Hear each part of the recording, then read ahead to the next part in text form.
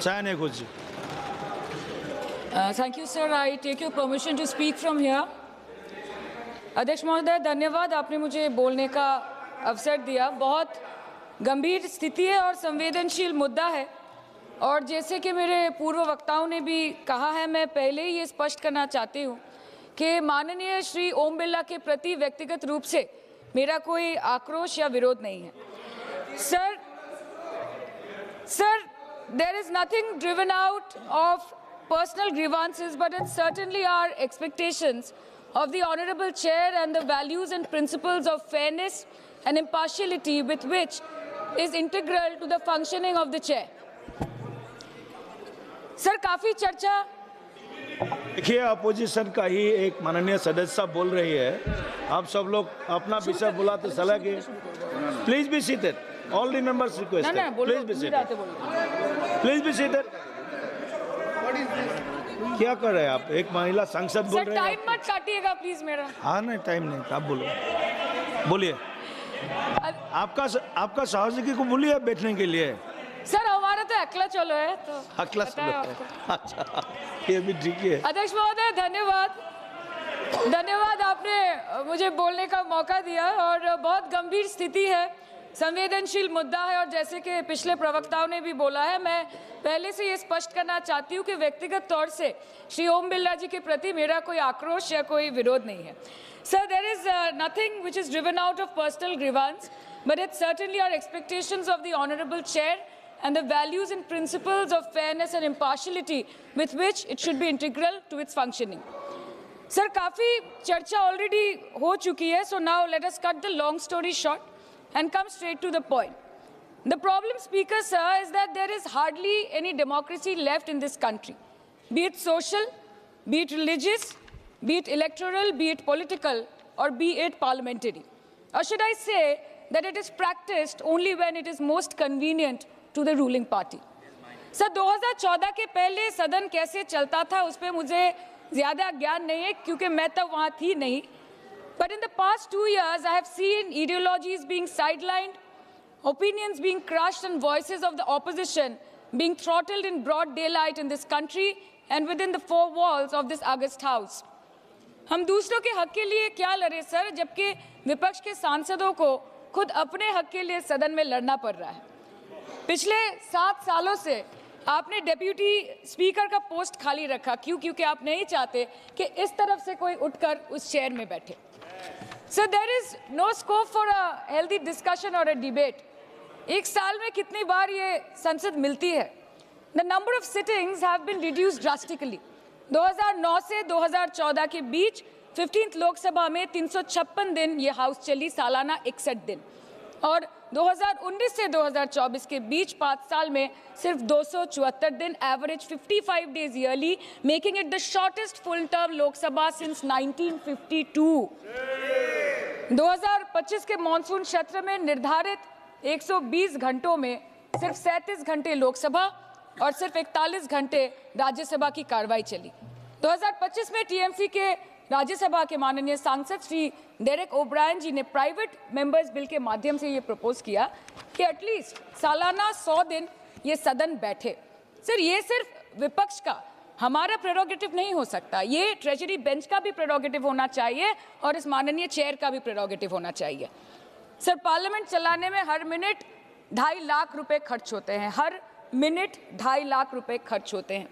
2014 से लेकर 2024 के शीतकालीन सत्र तक कुल मिला के 2200 मिनट, 92 दिन और 3,300 करोड़ रुपए का लॉस हुआ। क्यों? क्योंकि आप नहीं चाहते थे कि महत्वपूर्ण विषयों पर चर्चा हो। अध्यक्ष जी, ये चेयर का काम है निश्चित करना कि ये सदन चले, ये विपक्ष का काम है सवाल उठाना, और ये सत्ता पक्ष का काम है कि वो हर सवाल का जवाब हर उस इंसान को दे जिसके टैक्स के पैसे से ये सदन चलता है।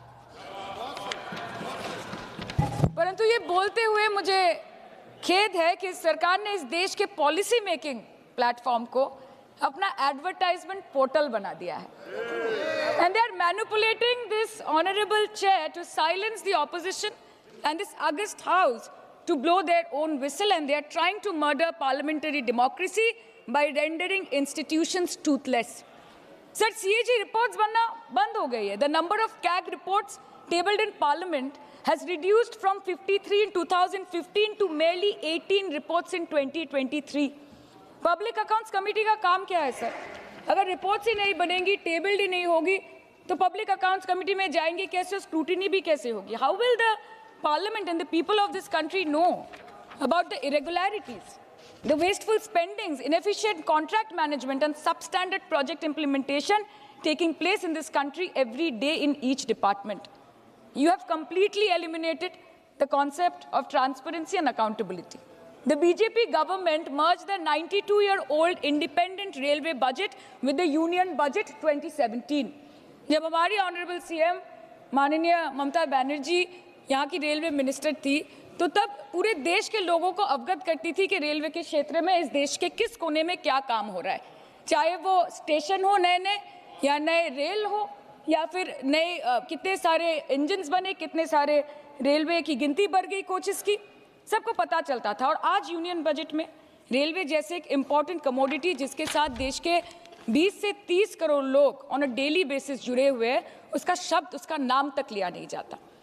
आप ओवरनाइट रात के 12 बजे 1 बजे बिल्स लेकर आते हैं, और सामान्य बिल्स नहीं सर, बिल्स जो लोगों का वर्तमान और उनके भविष्य के साथ डायरेक्टली जुड़े हुए हैं. फार्म लॉज, वक़्फ़, BNS, the Constitution 13th Amendment Bill 2025, which says removal of ministers on detention, changing Manrega to VBG Ramji, and you expect us to read, research, review and rise to speak on it within 12 hours of it being brought? Sir, these bills, these legislations require attention to detail. They need to be thoroughly researched. Sir हम करें भी तो करें क्या, जाए भी तो जाए कहाँ? आधे से ज्यादा बिल तो इस सदन में बिना चर्चे के पास हो जाता है. Sir, over the last 10 years, more than 67% of the budget has been guillotined. Between 2019 and 23, about 18% of the union budget was voted out on without discussion. In 2023, the entire union budget, and in 24-25, 89% of the budget was passed without discussion. एक साल चुप बैठने के बाद opposition के दबाव में आकर आप मणिपुर पे चर्चा करने पर मजबूर हुए, और किया भी तो कब, रात के 2 बजे जब देश सो रहा था. आप चाहते हैं कि हम ये सब देखें और इस सदन में चुप रहे. बंगाल के हक का 2 लाख करोड़ बाकी है. हर दिन कोई नया कमीशन, कोई नई एजेंसी आ जाती है राज्य सरकार और रूलिंग पार्टी को डिस्टर्ब करने. इलेक्शन कमीशन के बलबूते पर लाखों करोड़ों वोटरों का नाम काट रहे हैं आप, और आप बोलते हैं कि हम इस सदन में आवाज ना उठाएं, इसका विरोध ना करें. आज SIR के चलते पूरे देश में 150 से ऊपर लोगों की मौत हो गई. BLOs ने आत्महत्या कर ली. आम आदमी को चिंता से, डर से दिल का दौरा आ गया. 105 साल की बूढ़ी माई से लेकर व्हीलचेयर पे बैठा एक विकलांग भाई तक, गर्भवती महिलाओं को हियरिंग के लाइन पे घंटों दर घंटे आपने खड़ा करके रखा. मतदाताओं के पहचान को, इस देश के मतदाताओं के पहचान को, 100 साल से इस देश को अपना घर, इस धरती को अपनी माँ समझने वाले, हर धर्म, हर समुदाय के लोगों के आत्मसम्मान को दिन दहाड़े अपने पैरों तले कुचलने का काम किया है आपने. और आप कहते हैं कि हम विरोध ना करें और हम चुप बैठे. सर बाहर विरोध करते हैं तो FIR होगा, ED CBI होगी, कार्रवाई होगी, और सदन के अंदर प्रोटेस्ट करें तो सस्पेंड कर देंगे. सर हमारे साथी आज भी मकर द्वार पे बैठे हैं बाहर सस्पेंड होके. 2023 के विंटर सेशन में 141 ऑपोजिशन MPs को एक साथ सस्पेंड कर दिया गया था, और करने के बाद भारतीय न्याय संहिता लेकर आए एक नया क्रिमिनल लॉ जो पूरे देश के क्रिमिनल कोड के प्रोसीजर को बदल देता है, जो स्टेट्स के लॉ एंड ऑर्डर को डायरेक्टली अफेक्ट करता है. सर बाहर भी बुलडोजर चलाएंगे और सदन के अंदर भी बुलडोजर चलाएंगे. सर ऐसा नहीं होता है. ये ताकत की बुलंदी भी पल भर का तमाशा है सर, कि ये ताकत की बुलंदी भी पल भर का तमाशा है. जिस डाल पे बैठे हैं वो टूट भी सकती है, जिस डाल पे बैठे हैं वो टूट भी सकती है. इसलिए ख्वाब जरूर देखिए, लेकिन ख्वाबों में घर बना के रहने की गलती मत कीजिएगा. सर आज 303 से ज्यादा MP आपके हैं, 2000 से ऊपर MLA आपके हैं, 21 राज्य आपका है. हर डिबेट, हर डिस्कशन, हर बिल पे बोलने के लिए 70% वक्त आपको मिलता है. मीडिया आपका, सब उनका है. हम अपने लीडर का नाम 1 से ज्यादा 2 बार बोले तो हम पे रोक लगाई जाती है, और ट्रेजरी बेंच वाले वहां बैठ के पार्टी का नारा लगाते हैं और अपने नेता मंत्रियों का नाम जपते हैं, तो तब सब ठीक है सर, कोई प्रॉब्लम नहीं है सर। इस सदन का कैमरा, बहुत मेरे साथी बोल रहे थे कि कैमरा भी ये सब देख देख के कॉम्प्रोमाइज हो गया। बोलते हमें दिखाता आप लोगों को है। माइक जब हमारी बातें खलने लगे तो माइक ऑटोमेटिकली ऑफ हो जाती है सर, ये पता है सबको। मैगजीन दिखाना, किताबों से कोट करना राहुल जी, अखिलेश जी, अभिषेक जी को अलाउड नहीं है, पर ब्लू आइड बॉय को अलाउड है सर, अलाउड है सर। मैं नाम नहीं ले रही हूँ, अच्छी बात बोलिए। आप सही कहते हैं सर कि देश देख रहा है, देश सच में देख रहा है कि कैसे ऑपोजिशन आ भी करती है तो हो जाती है बदनाम, और वो कत्ल भी करते हैं तो चर्चा नहीं होता। और हम मानते हैं कि एलओपी का सलाहकार कोई नहीं है सर, परंतु प्रधानमंत्री जी का सलाहकार बनके उनको सदन में आने से रोक दिया ये कहकर कि महिला सांसदों से उनको खतरा है। सर आपने तो हमको देशवासियों के सामने आतंकवादी बना दिया, और जबकि असली आतंकवादी इस देश में साइकिल चला के घुस जाते हैं और पैदल वापस चले जाते हैं, आप उनको रोक नहीं पाते। भारत पे चीन का आग्रासन आप रोक नहीं पाते। भारत किससे तेल खरीदेगा, कितने दिनों के अंदर खरीदेगा, किससे दोस्ती निभाएगा, किससे दुश्मनी बरकरार रखेगा, कोई और देश का राष्ट्रपति हमें ट्विटर पे आके लेक्चर देता है, इंस्ट्रक्शन देता है, आप उसको रोक नहीं सकते। और सदन में हम सांसदों को रोक के you feed on your ego. Sir कृपया इतना भरोसा रखिए कि लड़ाई नीतियों की है, विचारों की है, आपके और हमारे परिवारों की नहीं, इस देश के लोगों के अधिकार की है। हाँ लड़ते हैं हम आपसे, हम लड़ते हैं आपसे, संविधान हाथ में लेके लड़ते हैं, हाथ में हमारे तलवार नहीं है सर।